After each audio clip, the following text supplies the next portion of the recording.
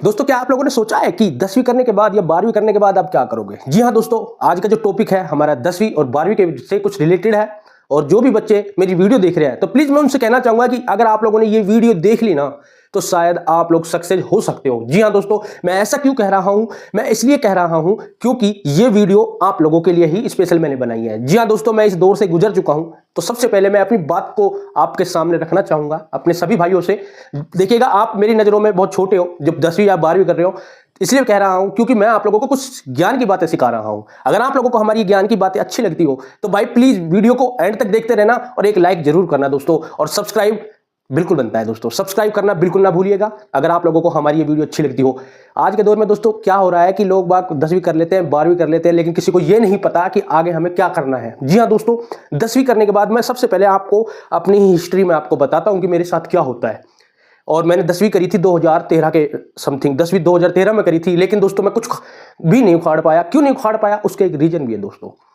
मैं आप लोगों को छोटी से छोटी और बड़ी से बड़ी आपको सारी चीज़ की जो नॉलेज है ना वो मैं आपको देना चाहता हूं। वो इसलिए दे रहा हूं दोस्तों कि आप लोगों के साथ ऐसा ना बीते। जी हाँ दोस्तों, ये एक एजुकेशन पर्पज के लिए मैं वीडियो बना रहा हूं और आप लोगों के लिए इतनी मोटिवेशन है कि दोस्तों आप सोचो कि यार मैं तो परेशान हो गया। जी हाँ दोस्तों, ये वीडियो सिर्फ आपके लिए है। बात करते हैं हम 10वीं करने के बाद क्या करोगे। जी हाँ दोस्तों, लेकिन उससे पहले मैं आपको अपनी हिस्ट्री बताना चाह रहा हूं। मैं नहीं चाहता कि कोई भी भाई इस चीज से बाद में परेशान हो जूझे, क्योंकि लाखों लोग दोस्तों 10वीं 12वीं कर लेते हैं भारत के अंदर, लेकिन घंटा भी कुछ नहीं उखाड़ पाते। जी हाँ दोस्तों, क्यों नहीं उखाड़ पाते मैं बताता हूँ। जब मैंने 10वीं की थी 2013 में, जी हाँ दोस्तों मैं अपनी ही बात बता रहा हूं, मैंने 10वीं की थी 2013 में, और जब 13 में 10वीं की थी तो मेरे दिमाग में एक सोच आया, क्या यार मैं अब क्या करूंगा, 10वीं कर ली। जी हाँ, मैंने बहुत सोचा, मैं कि यार अब तो मैं उसके फॉर्म भर दूंगा गवर्नमेंट जॉब के। उस टाइम कांग्रेस का राज था, तो मैंने सोचा यार 10वीं करने के बाद ये फलाना डिकना बहुत दिमाग में घुसता है लोगों की। अब 3 महीने की छुट्टी पड़ेगी, कुछ कमा ले, कुछ पैसे आ जाएंगे, घर वाले तो देते ही नहीं है, तो ये माइंड में आप लोगों के बिल्कुल घूम रहा होगा। जी हाँ, लेकिन कोई बात नहीं, जैसे तैसे करके दोस्तों 3 महीने कंप्लीट हो गए, आपका एडमिशन हो गया, घर वालों ने आपको एडमिशन करा दिया, आप हो गए 12वीं में। पढ़ने के लिए जाते हो, आप कह रहे अभी तो 1 साल है यार, 11वीं में ही तो हुए हैं।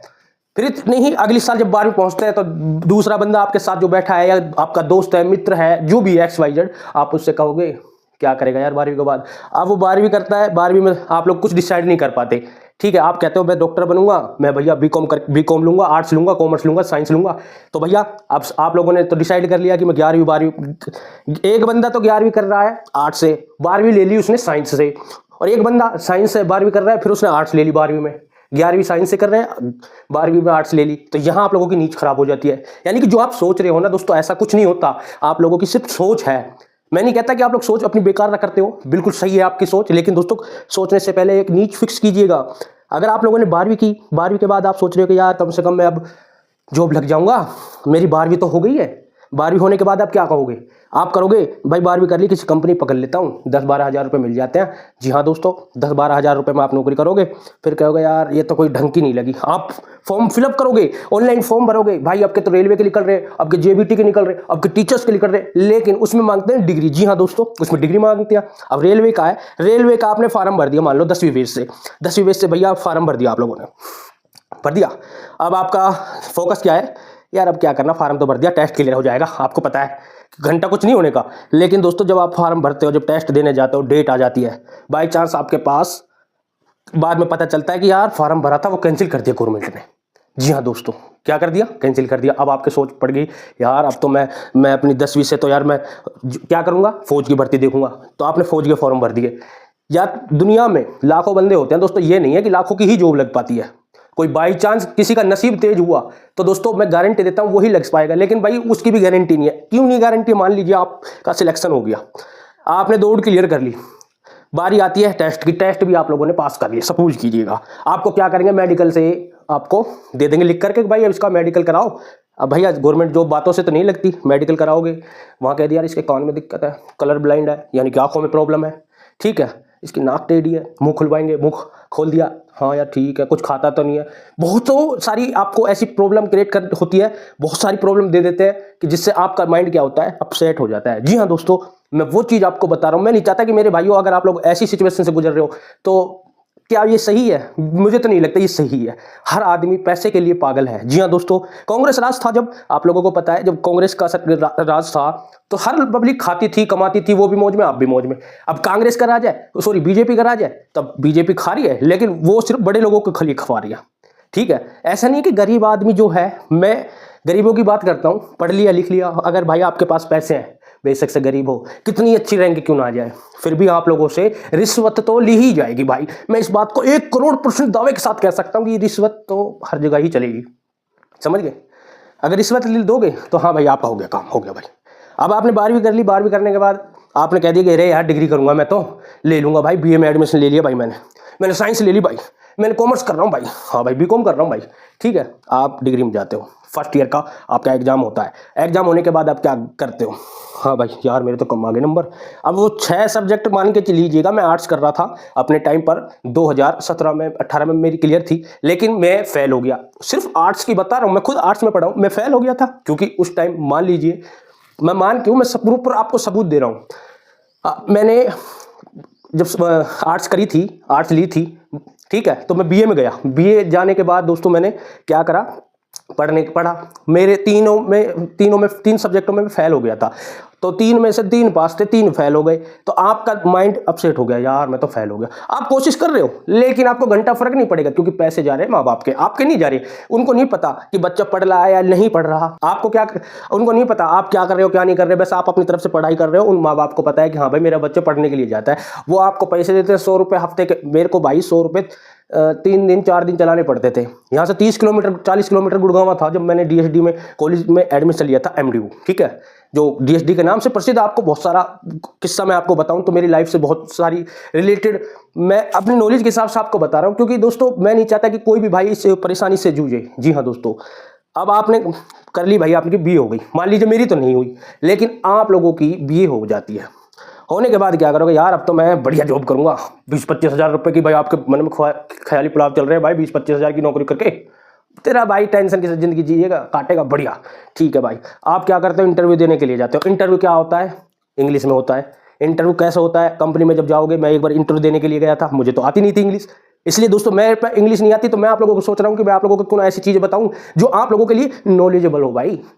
ठीक है, मेरे पे इंग्लिश नहीं आती थी, मैंने कह दिया sir I understand your language. अब वो इंग्लिश में बोल रहा था तो मैंने भी डायरेक्ट ऐसे कह दिया कि हाँ भाई, वो कह रहे सर आपके लिए तो यहाँ पर है नहीं, अगर होगा तो मैं आपको बता दूंगा। मुझे समझ गया था कि भाई मेरी तो यहाँ को जॉब वगैरह नहीं लगेगी, तो मैं चला गया भाई, कोई बात नहीं।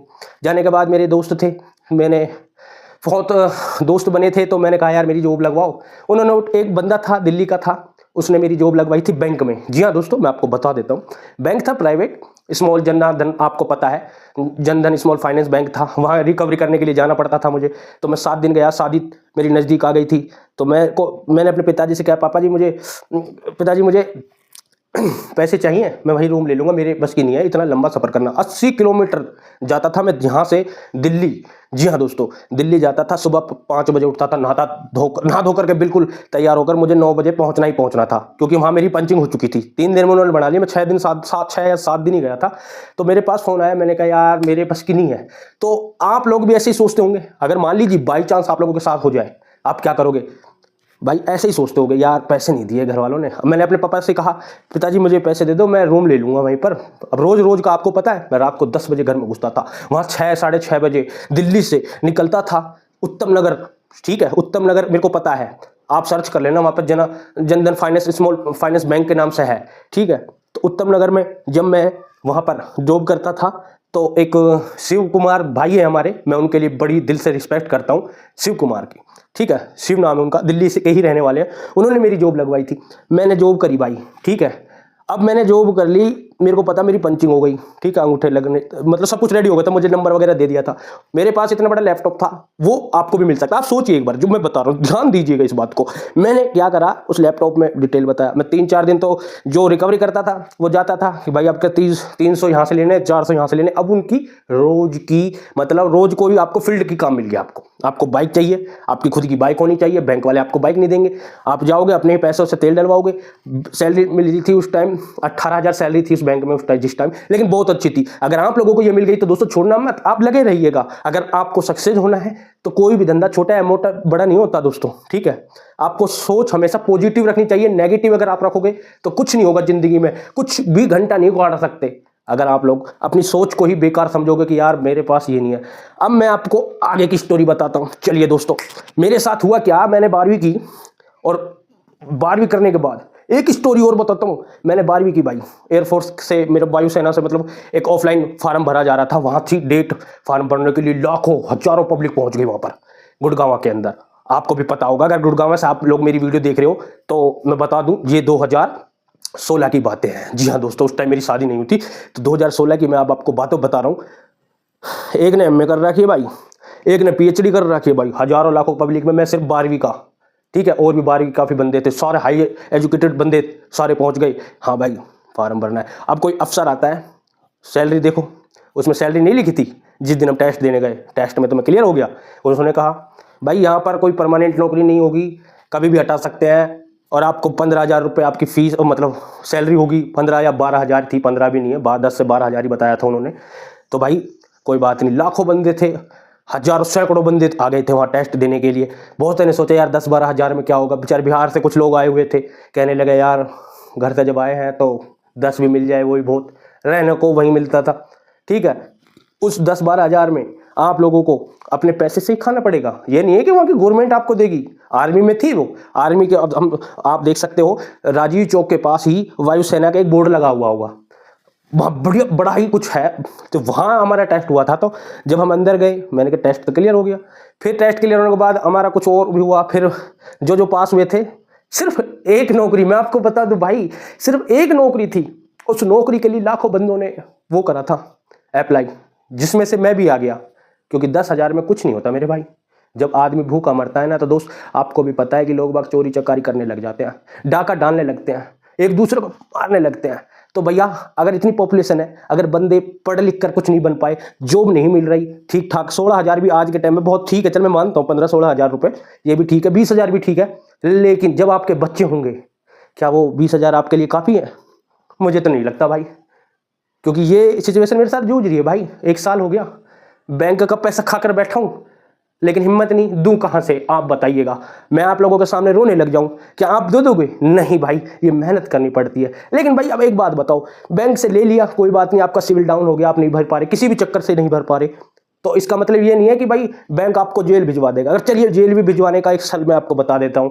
अगर आप जेल भी चले जाओ, आपने पैसा खा लिया भाई, आप पे नहीं भरे जा रहे, आपने कह दिया कि सर मेरे पास तो नहीं है पैसे, तो जो कोर्ट है वो कहेगा कि भाई, या तो ये कहेगा कि भाई पैसे बैंक वालों से कि तुमने क्यों दिए, अब उनको मारने का हक भी नहीं, ठीक है। क्रेडिट कार्ड थे मेरे, कंडीशन खराब हो गई दोस्तों, मेरी जो सिचुएशन थी सब कुछ खराब हो गया। मेरी लाइफ का दोस्तों कैरियर था, कुछ सिविल से बना हुआ था कि हाँ भाई यहाँ से नहीं, यहाँ से मिल जाएगा, काम ठीक चल रहा था। लेकिन अचानक काम बंद हो गया। बंद होने से आपको भी पता है, कोई भी बिजनेस करता है आदमी, उसमें घाटा और फायदा दोनों होता है। लेकिन अचानक से अगर कोई घाटा हो जाए तो आपको ऐसा धक्का लगेगा कि शायद आप दोबारा सोच नहीं पाओगे। सोच तो आप बड़ी रखोगे लेकिन आप कर नहीं पाओगे, समझ गए। अगर आप लोगों को 10वीं के बाद क्या करना है, 12वीं के बाद क्या करना है, इसके लिए मैं पूरी वीडियो बता रहा हूँ। ये वीडियो थोड़ी लंबी हो सकती है, लेकिन मैं आप लोगों को रियल आपको बताऊं पूरी। अगर आपको हिस्ट्री चाहिए तो 10वीं के बाद क्या करना है, इसके लिए दोस्तों आपको कॉमेंट करना होगा। 12वीं के लिए क्या करना है, इसके लिए भी आपको कमेंट करना होगा। लेकिन मैं एक बात आपको बता देता हूं, आपको एक नीच पर काम करना होगा। जी हां दोस्तों, एक नीच मतलब एक चीज आप सिलेक्ट कीजिएगा, समझ गए। मान लीजिए आप कुछ भी हो, 5वीं कर रहे हो, आप सपोज कीजिए अभी आपको 5 साल है 10वीं करने में, माँ बाप का पैसा लग रहा है, आपका नहीं लग रहा। आप गए, पापा पैसे दे दो ना, 10 रुपये दे दो पापा, 50 रुपये दे दो।